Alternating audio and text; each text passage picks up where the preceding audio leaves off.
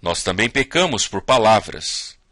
Veja o que o apóstolo Paulo diz à igreja em Éfeso, no capítulo 4, verso 25 e 31.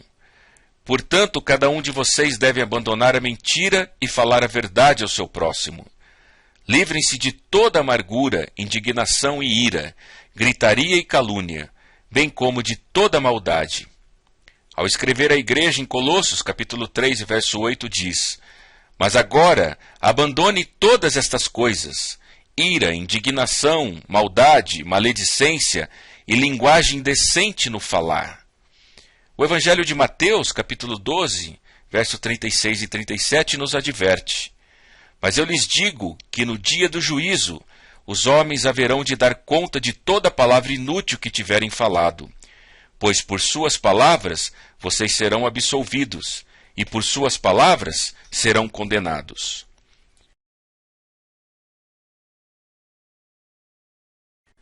Nós também pecamos por pensamentos. Veja o que Jesus diz no Evangelho de Marcos, capítulo 7, verso 21 a 23. Pois do interior do coração dos homens vêm os maus pensamentos, as imoralidades sexuais, os roubos, os homicídios, os adultérios, as cobiças, as maldades, o engano, a devassidão, a inveja, a calúnia, a arrogância e a insensatez. Todos esses males vêm de dentro e tornam um homem impuro. Também o livro de 1 Samuel, capítulo 16 e verso 7 diz: O Senhor não vê como o homem vê a aparência, mas o Senhor vê o coração. Se tenho pensamentos pecaminosos, estou pecando. Só pensar em maldade já é considerado um pecado diante de Deus. Nós pecamos por atos, por palavras e por pensamentos. E nós também pecamos por não fazer nada. Pecar é fazer o mal. E pecado também é não fazer o bem, quando se sabe que esse é o nosso dever. Veja o que diz Tiago no capítulo 4, verso 17. Pensem nisto, pois: quem sabe que deve fazer o bem e não o faz, comete pecado. Então, respondendo à nossa pergunta, o que é pecado? Pecado é fazer o mal ou não fazer o bem.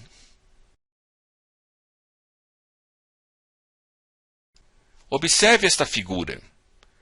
Qual destas mãos está limpa? Observe que não perguntamos qual está mais suja, mas sim qual está limpa. Uma das mãos está menos suja que a outra, mas nenhuma delas está limpa. O mesmo acontece conosco. Talvez o seu pecado não seja tão ruim quanto o pecado alheio, mas o fato é que todos nós pecamos segundo a lei de Deus.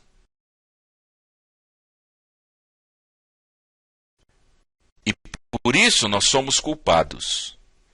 É muito comum ouvir frases como: bem, eu sou assim mesmo e não adianta tentar ser diferente. Ou ainda: fui criado assim e a culpa não é minha. Os meus pais me fizeram como sou. Outros ainda poderão dizer: todo mundo faz isso e eu não sou diferente. Não se engane. Você e só você é responsável perante Deus. É verdade que nossos pais, nossos amigos e nossa sociedade têm influência sobre nós. Mas a Bíblia ensina que nós mesmos somos responsáveis por nosso próprio pecado e que esse pecado começa dentro de nosso coração. Veja o que diz Tiago no capítulo 1, verso 13 e 15. Quando alguém for tentado, jamais deverá dizer: estou sendo tentado por Deus. Pois Deus não pode ser tentado pelo mal e a ninguém tenta. Cada um, porém, é tentado pelo próprio mau desejo, sendo por este arrastado e seduzido. Então esse desejo, tendo concebido, dá à luz o pecado, e o pecado, após ter se consumado, gera a morte.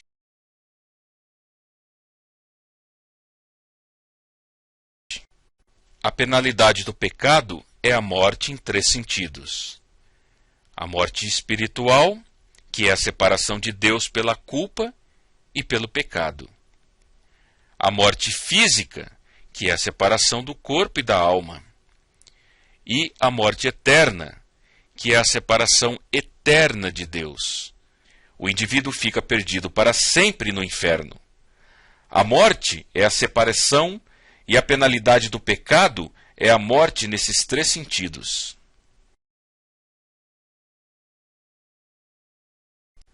Você está morto espiritualmente. Quem diz isso são as Escrituras. Veja o que diz o livro de Isaías, capítulo 59, verso 2. Mas as suas maldades separaram vocês do seu Deus. Também o apóstolo Paulo, quando escreveu à igreja em Éfeso, vocês estavam mortos em suas transgressões e pecados. Assim eu lhes digo, e no Senhor insisto, que não vivam mais como gentios que vivem na inutilidade dos seus pensamentos.